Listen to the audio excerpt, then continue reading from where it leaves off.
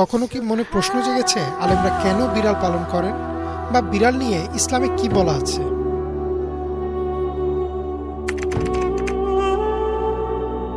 ধারণা করা হয় আজ থেকে প্রায় 12,000 বছর আগে প্রথম মানুষ বিড়াল পালা শুরু করে। বর্তমানে যত বিড়াল দেখা যায় এরা মূলত মধ্যপ্রাচ্যে বন বিড়ালের বংশধর। প্রাচীন মিশরীয় সভ্যতায়ও বিড়াল পালনের প্রমাণ পাওয়া যায়। মূলত কৃষকরা ইঁদুরের হাত থেকে তাদের ফসল বাঁচাতে বিড়াল পালা শুরু করে। একইভাবে ইঁদুরের হাত থেকে বাঁচতে জাহাজের নাবিকরাও বিড়াল নিয়ে ভ্রমণ করতেন।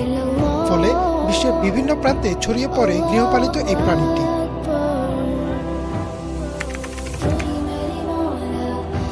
ইসলামে বিড়ালের একটা বিশেষ স্থান আছে। এদেরকে পবিত্র প্রাণী হিসেবে ঘোষণা করেন মহানবী সাল্লাল্লাহু আলাইহি ওয়াসাল্লাম। আবু হুরায়রা রাদিয়াল্লাহু তাআলা আনহু থেকে বর্ণিত, মহানবী সাল্লাল্লাহু আলাইহি ওয়াসাল্লাম বলেন, বিড়াল নামাজে বিঘ্ন ঘটায় না।